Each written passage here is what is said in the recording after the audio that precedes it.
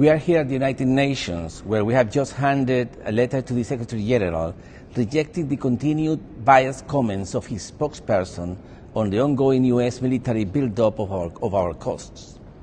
Given the lack of actions from the Secretary General to address this issue, which we have raised multiple times with him by private means, we are now making this denunciation public in the hope that this prevailing pattern be terminated once for all. I will now read the letter that was delivered to the Secretary General on this subject, on which we await a formal response. Here's the letter. Distinguished Secretary General, once again, I am compelled to address Your Excellency in the opportunity of referring to comments made on November the 12th, 2025 by Mr. Stefan Dujarric, spokesperson to the Secretary General during his daily press briefing. In that regard, I would like to convey our profound dismay and categorical rejection at what now seems to be a recurrent issue, namely the biased remarks from your spokesperson when it comes to addressing questions concerning the escalating situation off the coast of Venezuela, resulting from a U.S. military buildup in the Caribbean and the perpetration of extrajudicial killings in international waters. In his later remarks, yet again, your spokesperson called for the situation to be de-escalated, a call that was surprisingly made equally to both the United States of America and the Bolivarian Republic of Venezuela. This is a grave misrepresentation of the facts and an immoral equivalence between the aggressor and the victim. I extensively addressed this very issue during our last bilateral meeting on August the 28th, 2025. At that time, you indicated that the comments made by your spokesperson may have been response to a question that caught him off guard, reason why he had provided a standard diplomatic response. Since then, 2 additional episodes of the same nature have been registered. We cannot but conclude that this is no longer an oversight, but a clearly assumed position by the Secretariat in disregard for the concerns then expressed. Excellency, it is not the Bolivarian Republic of Venezuela the one conducting hostile actions, provocative, intimidatory maneuvers, and a few miles from the territory of the United States of America with B-1 bombers flying directly towards U.S. airspace. It is not the Bolivarian Republic of Venezuela the one deploying large numbers of military assets and troops, including a nuclear submarine, a few miles from the territory of the United States of America. It is not the Bolivarian Republic of Venezuela the one deploying the world's largest aircraft carrier a few miles from the territory of the United States of America.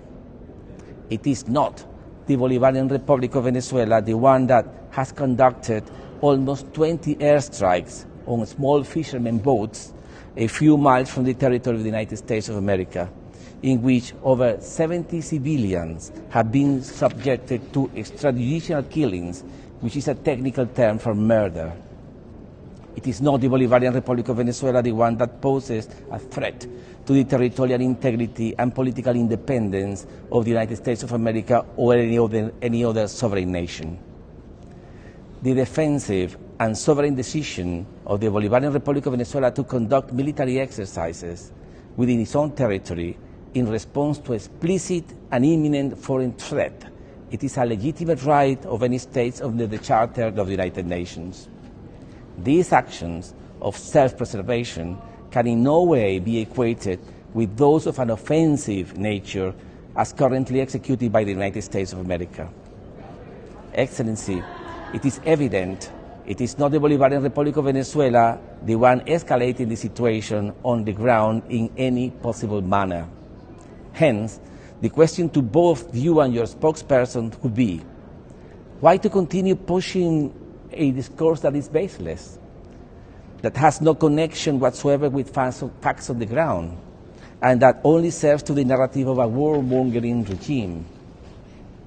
This false parity only ends up endorsing the ongoing U.S. aggression against our nation, as it strives to fabricate a conflict while at the same time questions the precautionary defense measures taken by our government within our borders in line with our inherent right to self-defense pursuant to Article 51 of the UN Charter.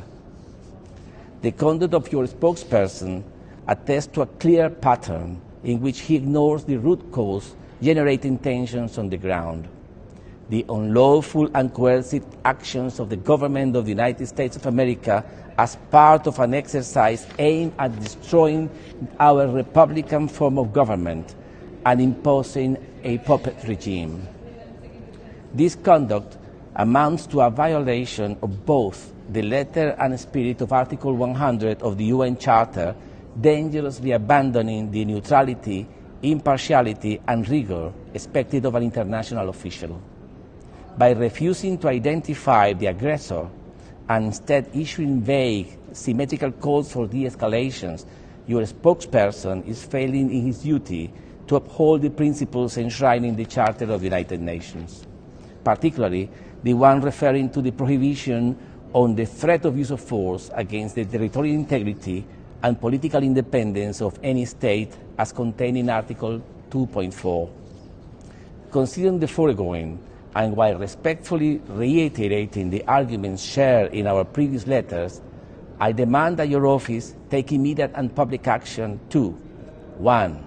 Set the record straight by unambiguously identifying the source of the escalation and condemning the provocative U.S. military deployment in the Caribbean off the coast of Venezuela.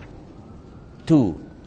Call upon the government of the United States of America to immediately withdraw its military assets from the region, to cease its threats of force and extrajudicial killings policies against the Bolivarian Republic of Venezuela, and to pursue diplomacy and cooperation as the only viable means to redress any issue of contention.